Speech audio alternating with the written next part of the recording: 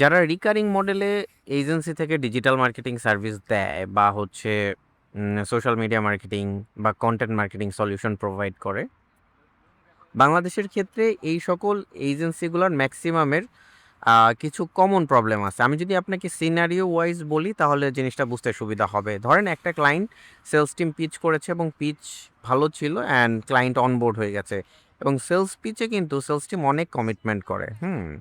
তো main problem যেটা হয়, ইভেন আমি অনেক ফাউন্ডারের ভিডিও দেখি, কথা হয় যে রিকারিংয়ে ক্লায়েন্ট ধরে রাখা বা ৩ মাস ৬ মাসের বেশি ক্লায়েন্ট ধরে রাখা অনেক ডিফিকাল্ট এবং এটা আসলে অনেক বেশি ডিফিকাল্ট। বিশেষ করে বাংলাদেশ মার্কেটে আপনি সার্ভিস প্রোভাইড করে ক্লায়েন্টকে হ্যাপি করা ইটস ভেরি ডিফিকাল্ট। আমরা এই যে ইন্টারনেট প্রোভাইডাররা আমাদেরকে আনইন্টারাপ্টেড সার্ভিস দেওয়ার পরেও যখন মাসের শেষে বিল নিতে আসে তখন আমরা কিন্তু দু একটা কথা পারলে শোনাই দিতে চাই, না না অনেক ভালো না, বা থ্যাংক ইউ বলি না। Service industry is like that. But actually কি হয় বাংলাদেশে, ডিজিটাল মার্কেটিং এজেন্সিগুলা যেই পয়েন্টটাতে সাফার করে সেটা হচ্ছে যে আপনি যখন রিকারিং মডেলে সার্ভিস দিচ্ছেন, প্রথম মাসে you know what to do. যে প্রথম মাসে আপনার কাছে আইডিয়া আছে, আপনি একটা কন্টেন্ট ক্যালেন্ডার করেছেন। এখন তো কন্টেন্ট ক্যালেন্ডার করা আরও ইজি, চ্যাট জিপিটি বা এআই দিয়ে কন্টেন্ট ক্যালেন্ডার করে প্রোভাইড করছে। বাট এইখানে আসলে অরিজিনালিটি না থাকলে বাংলাদেশের কনটেক্সট এআই এর এখনও অত ভালো বোঝা কঠিন। যে আসলে একটা কমার্স বিজনেসের কোন ব্যাপারটা কাজ করবে। এখানে এখানে অনেক ওভার প্রডিউসড কন্টেন্ট অনেক সময় ফাংশন করে না, বা দেখা যায় একটা এজেন্সি অনেকগুলো হিট কন্টেন্টও দিতে পারে না, এবং এজেন্সির অপারেশনে অনেক বড় একটা লুপ হোল থাকে। সেই লুপ হোলটাই আমরা মিটিগেট করার কারণে অনেক সময় বলে যে আপনারা কিভাবে ক্লায়েন্ট ধরে রাখছেন, আমাদেরও ক্লায়েন্ট ড্রপ করে, বাট রিটেনশন রেট ভালো। তো অন্যান্য অনেক এজেন্সির তুলনায় আরকি। তো অনেক এজেন্সি যেগুলো আছে অপারেশনে তাদের কন্ট্রোলিং এর জায়গাটা অনেক কম থাকে। ফাউন্ডার দেখা যাচ্ছে যে অনেক বেশি তার জাগলিং করতে হয় বা অনেক বেশি পেইন নিতে হয়। কেন? কারণ হচ্ছে ধরেন ২ নাম্বার মাস বা ৩ নাম্বার মাসে ধরেন একজন অ্যাকাউন্টস ম্যানেজার তার উপরে দায়িত্ব দেয়, অ্যান্ড সে একটা কনটেন্ট ক্যালেন্ডার করেছে এবং ওইটা তখন আর ওইখানে স্ট্র্যাটেজিক কন্ট্রিবিউশন থাকে না। দেখা যাচ্ছে যে মিডিয়া বাইং করতেছে বা কনটেন্ট বানাচ্ছে। বাট এই প্রত্যেকটা ডট কানেক্ট করে একটা প্রপার সার্ভিস দেয়া ইটস ভেরি ডিফিকাল্ট, এবং রিপোর্টিং এইটা এইজন্যই বাংলাদেশের ক্ষেত্রে অনেকে ইন-হাউস টিম প্রেফার করে যে আমার কারেন্ট পেইন পয়েন্ট কি সেটা এজেন্সি আন্ডারস্ট্যান্ড করবে অ্যান্ড আমার জন্য কনটেন্ট প্রডিউস করবে, মিডিয়া বাইং করবে। সো ভিডিও বা গ্রাফিক্স তো ইন-হাউস টিমের অনেক পেইন থাকে। যে তারা আসলে জানেই না যে হোয়াট টু প্রডিউস বা কনটেন্ট অ্যাকচুয়ালি কী হবে। ওই কনটেন্ট দিয়ে অ্যাকচুয়ালি আমার কী হবে বা ওইটার আউটকাম আমি কীভাবে নিয়ে আসবো, কীভাবে একটা প্রপার ফানেল বানাবো, এবং এজেন্সিরও এত বেশি অ্যাটেনশন দেওয়ার সুযোগ হয়ে ওঠে না। তখন আসলে ডেলিভারেবলসের কাউন্টে কথাবার্তা Ai, হয়। eu errei nesse nem হ্যাঁ, তো ডেলিভারেবলস নিয়ে দেখা যায় যে অনেক ধরনের ডিবেট হয়, আর্গুমেন্ট হয়, অ্যান্ড ক্লায়েন্টেরও অ্যাকিউজ করা কঠিন হয়ে পড়ে যে না আপনার তো ১০টা গ্রাফিক্স বা ৫টা ভিডিও পাওয়ার কথা ছিল, পেয়েছেন।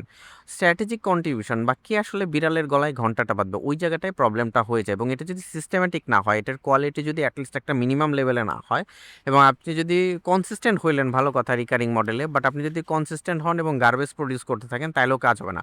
সবগুলো কন্টেন্ট হিরো কন্টেন্ট হবে না, বাট সবগুলো কন্টেন্টের পারপাস সার্ভ করা, এবং সবচেয়ে বড় যেই জায়গায় মেসি হয়ে যায় সেটা হচ্ছে যে ধরেন একটা কন্টেন্টে অনেকগুলো স্টেক হোল্ডার থাকে, যে একজন স্ক্রিপ্ট লিখছে, ওইটা কিভাবে শ্যুট হবে, নলেজ ট্রান্সফার। ধরেন সেলস টিম যেই সেলটা করে ক্লায়েন্টটাকে, যেই পিচটা করে ক্লায়েন্টকে অনবোর্ড করলো, তারপরে গিয়ে ওইটা আবার প্রজেক্ট টিমকে হ্যান্ড ওভার করতে হয়, নলেজ ট্রান্সফার।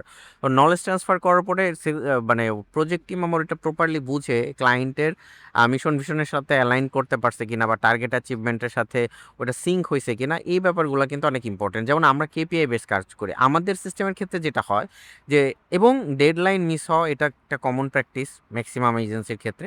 ডেডলাইন সবারই কম বেশি মিস হয়, কিন্তু আমাদের ডেডলাইন ডেড হয়ে যাওয়ার চান্স কম।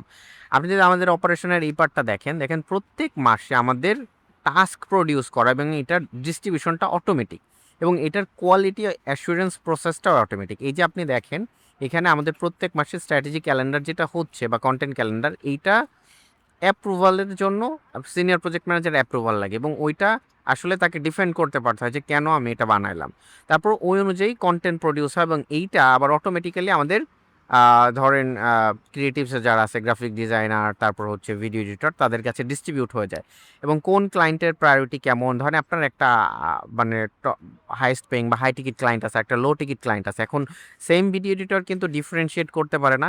ম্যাক্সিমাম ক্ষেত্রে হয় কি আর্জেন্সি বা পেইন বুঝে আসলে কোয়ালিটি ডিপেন্ড করে।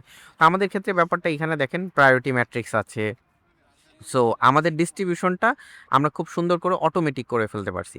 তো আমাদের এই যে সফটওয়্যারটা ইন-হাউস ডেভেলপ করা, এই সফটওয়্যার দিয়ে আমরা আমাদের টোটাল অপারেশন ম্যানেজ করি বিধায় আমাদের অ্যাক্টিভ প্রজেক্টের সংখ্যাও তুলনামূলক বেশি। অনেকে এটা চিন্তাও করতে পারে না যে আপনারা এতগুলো অ্যাক্টিভ প্রজেক্ট কিভাবে এই স আ ৮০-৯০ জন টিম মেম্বার দিয়ে ম্যানেজ করেন। আসলেই এইটা অনেক মানে যারা স্মল এবং মিডিয়াম বিজনেসকে সার্ভ করে তাদের জন্য কঠিন। বাট আমাদের জন্য আমাদের এই অপারেশন গোছানো এবং এই সফটওয়্যারেও কিন্তু অনেকে অনেক ধরনের সফটওয়্যার ইউজ করে, প্র্যাকটিস করে। বাট এটা কিন্তু টিম ইউজ করে না, ইউটিলাইজ করে না। আপনি ধরেন Jira, Trello একটা এক্সেল শিট বানাইলেন। বাট স্ক্যাটার্ড অনেক জায়গায় জাগলিং করতে হয় সফটওয়্যার টু সফটওয়্যার। আমাদের এখানে প্রত্যেকটা এমপ্লয়ির জন্য রিমাইন্ডার দেওয়ার একটা সিস্টেম আছে। এটা WhatsApp-এ তার অটোমেটিক রিমাইন্ডার চলে যাচ্ছে। তার কবে স্ট্র্যাটেজি ক্যালেন্ডার বানাইতে হবে, এটা ডেডলাইন মিস হয়ে গেলে সমস্যা হয়, এটা রিপোর্ট মিস হয়ে গেলে সমস্যা হচ্ছে। এটা তাদের সরাসরি স্যালারির সাথে অনেক কিছু connected. So this is how we are managing our entire operation এবং এই জায়গাটাতে আমরা অনেক বেশি confident and this is how IMBD agency is growing. So এটা আমাদের জন্য অনেক বেশি স্যাটিসফাইং এবং অ্যাজ এ ফাউন্ডার আমার আসলে আর প্রজেক্ট রিলেটেড টিকেট সলভ করতে হয় না বললেই চলে। So I feel very comfortable now এবং এইটার জন্য আমাদের অনেক টাইম এবং অনেক বেশি চিন্তা করতে হয়েছে, অনেক টাইম ইনভেস্ট করতে হয়েছে। সো টিমে এটা ডিপ্লয় করা, having a good system is not a cool thing. মানে আপনার ওইটা টিম প্র্যাকটিস করছে কিনা, ইউটিলাইজ করছে কিনা এবং এটা ইউজ করানোর সময়ও আমাদের নানা ধরনের ডিডাকশন বা punishment policy, reward policy design করে এটা টিমে নিয়ে যেতে হয়েছে। মানে আমার ওভারঅল দেখা যাচ্ছে যে ক্লায়েন্টের টার্গেট বা ক্লায়েন্টের কেপিআইটাকে আপনার টিম বা প্রত্যেকটা ইন্ডিভিজুয়াল লেভেলে অটোমেটিক নিয়ে যাওয়ার যে process, it's a huge thing. এটা সার্ভিস লেভেলে দেখলে অনেক ইজি মনে হতে পারে।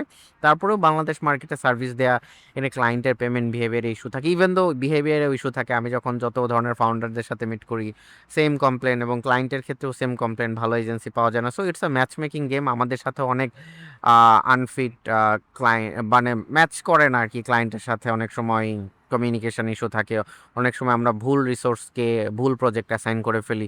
সো এটা hit and miss, error and ট্রায়ালের ভিতর দিয়ে হয়। But we are very happy যে আমাদের 11 বছরে আমরা পা দিতে চলেছি এই সেপ্টেম্বর 2026-এ। So it's very satisfying for all of us এবং credit goes to all of my team member as well এবং ক্লায়েন্টস দের তো মানে প্রত্যেকটা ক্লায়েন্টের কাছে আসলে আমরা অনেক বেশি গ্রেটফুল এবং আমি প্রত্যেকটা পেইন থেকে, প্রত্যেকটা চ্যালেঞ্জ, প্রত্যেকটা ভুল থেকে শেখার চেষ্টা করেছি। সেটার এগেনস্টে সিস্টেম বানানো, অটোমেটিক করা, এই ব্যাপারগুলো আমাকে অনেক বেশি হেল্প করেছে। Thank you.